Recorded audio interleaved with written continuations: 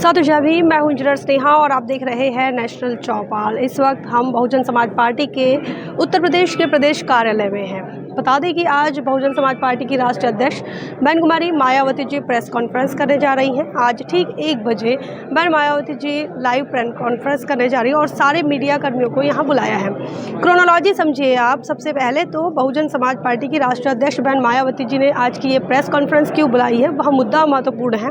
वह है SC/ST के रिजर्वेशन को लेकर जो पुनर्समीक्षा की गई सर्वोच्च न्यायालय के द्वारा और फिर जो फैसला सुनाया गया क्रीमी लेयर को लेकर, सब क्लासिफिकेशन को लेकर, ये तमाम घटना के बाद बहन कुमारी मायावती जी ने एक प्रेस कॉन्फ्रेंस की थी और फिर इस तमाम मामले का खंडन किया था और विरोध भी किया था और ना सिर्फ ये भी कहा था कि सुप्रीम कोर्ट ने इस फैसले को लेकर पुनः विचार करना चाहिए। इसके बाद की क्रोनोलॉजी आपको बता दें कि इस फैसले के बाद SC/ST कम्युनिटी के अंदर एक गहरा असंतोष देखने को मिला। इतना ही नहीं, आने वाले 21 अगस्त को SC/ST के तमाम लोग सड़कों पर उतरने वाले हैं। एक बड़ा धरना प्रदर्शन होने वाला है। पूरे देश के प्रमुख शहरों में एक आंदोलन किया जाएगा। भारत बंद आंदोलन के नाम से यह लगातार सोशल मीडिया पर वायरल हो रहा है। इसी बीच एक और घटना सामने आई। बहुजन समाज पार्टी की राष्ट्रीय अध्यक्ष बहन मायावती जी ने पुनर्विचार करने की बात कही थी, फिर सरकार को चुनौती भी दी। बहन मायावती जी ने यह कहा कि अगर आप SC/ST के वाकई में हितैषी है तो अपनी देशभक्ति को साबित करिए और देशभक्ति को साबित करने के लिए जिस स्थिति में SC/ST का रिजर्वेशन था उसी पूर्व की स्थिति में उसे रखिए और उस पर सुप्रीम कोर्ट का जो फैसला है उसे पलटने का काम करें। चूँकि यह जो सुप्रीम कोर्ट का फैसला है, यह फैसला संसद में पलटा जा सकता है और इसे पलटने के लिए संसद में एक संशोधन बिल लागू करना होगा। इसी के साथ साथ बहन मायावती जी का एक और मांग रही थी। बहन मायावती जी की वो मांग यह थी कि SC/ST के इस रिजर्वेशन का जो पूरा का पूरा मामला है, पूरा जो मसला है, इसे 9वीं अनुसूची में डाल दिया जाए। अगर इसे 9वीं अनुसूची में डाल दिया जाता है तो वह संरक्षित हो जाएगा और इसके बाद सुप्रीम कोर्ट इस पर पुनर्विचार करने के बारे में नहीं सोचेगा। तो इस प्रकार से बहन कुमारी मायावती जी की ये प्रमुख मांगे थी। बहुजन समाज पार्टी की तरफ से उन्होंने ये बात कही थी। उसके बाद आपको ये बता दें कि आज की तारीख में भारतीय जनता पार्टी या फिर NDA के जो सांसद है उनके तरफ से एक पहल हुई और एक डेलीगेशन लेकर वह प्रधानमंत्री के पास पहुंचे और प्रधानमंत्री को डेलीगेशन सौंपा और प्रधानमंत्री ने इस बात का आश्वासन दिया। हालांकि आप तमाम लोगों ने देखा होगा कि अश्विनी वैष्णव ने भी आज प्रेस कॉन्फ्रेंस की है और ये बताने की कोशिश की है कि प्रधानमंत्री जी इस फैसले को लेकर क्या सोच रहे हैं और जो सुप्रीम कोर्ट का फैसला है उसे अब ये पलटेंगे। हालांकि आश्वासन ही है। इस प्रेस कॉन्फ्रेंस में भी कुछ मोटी तौर पर नहीं बताया गया कि क्या वह इसी सेशन में, इसी संसद के सेशन में इस बिल को पारित किया जाएगा या क्या होगा। अभी तक कोई भी चीज़ें जो है वो साफ नहीं हो पाई है, तस्वीरें साफ नहीं हैं।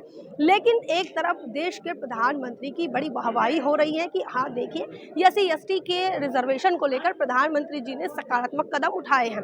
क्योंकि इस SC/ST के तमाम जो मेंबर ऑफ पार्लियामेंट्स है और जो NDA से जुड़े हुए हैं वो तमाम लोग प्रधानमंत्री के पास पहुंचे थे और उन्होंने इस बात के लिए प्रधानमंत्री से आग्रह किया और उसके बाद ये आश्वासन मिला। लेकिन अभी तक तस्वीरें साफ नहीं हुई हैं। अश्विनी वैष्णव ने जो प्रेस कॉन्फ्रेंस की और अपनी जो बातें बताई उसमें सिर्फ ये कहा कि क्रीमी लेयर जो है उस शर्त को नहीं माना जाएगा। लेकिन सब क्लासिफिकेशन को लेकर अब तक कोई भी जवाब या कोई भी क्लेरिफिकेशन नहीं आया है। वहीं आपको बात बताया तो विपक्ष के तरफ से अब तक कोई भी इस प्रकार की पहल नहीं हुई है। इस रिजर्वेशन को लेकर या सुप्रीम कोर्ट के फैसले को लेकर किसी का बयान जारी नहीं हुआ। यहाँ तक कि जो दलित नेता के तौर पर जिन्हें कांग्रेस ने प्रोजेक्ट किया, मल्लिकार्जुन खड़गे, उनका भी बयान सामने नहीं आया।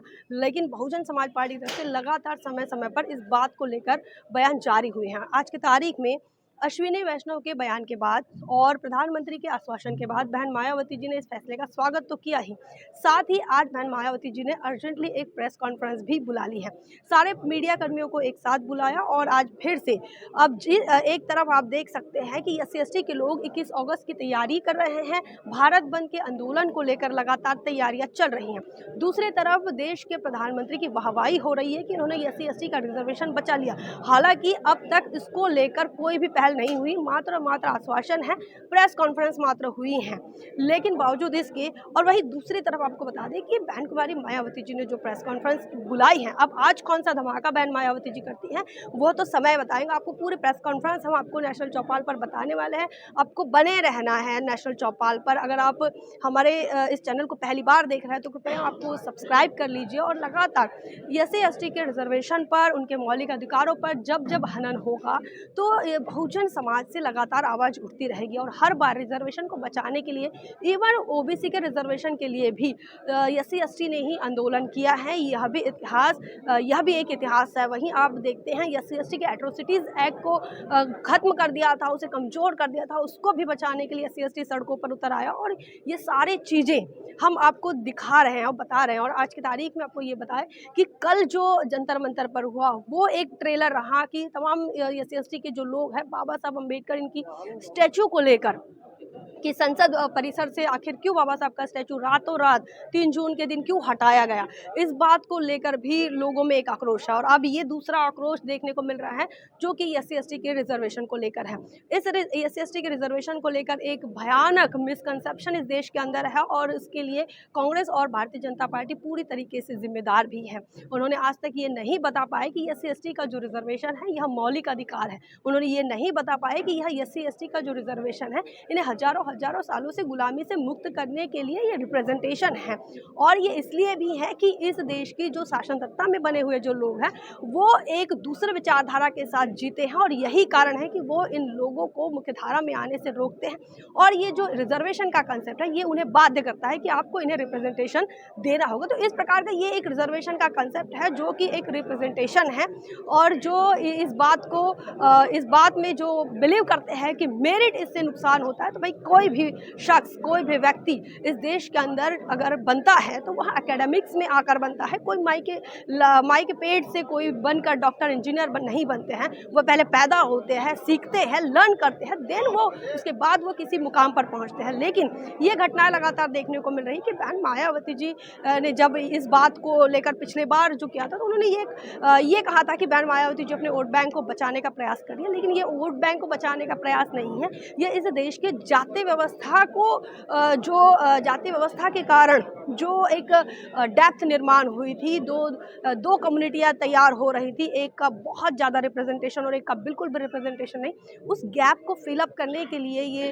अफर्मेटिव एक्शन है। और इस चीज़ को बताने में देश की सरकारें भी नाकाम रहीं और इस देश की व्यवस्था भी नाकाम है। और इसीलिए लगातार बहुजन समाज से आने वाले जो नेता हैं वो लगातार इस पर बात करते रहे। बाबा साहब अम्बेडकर के बाद माननीय कांचीराम साहब ने इस कंसेप्ट को समाज के अंदर उतारने की कोशिश की, बताने का प्रयास किया और मंडल आयोग के आंदोलन को लेकर भी उन्होंने बात कही। और आज की तारीख में बहन मायावती जी भी लगातार एससी एसटी के रिप्रेजेंटेशन को लेकर और उनके रिजर्वेशन को लेकर लगातार समय समय पर बात उठाती रही हैं।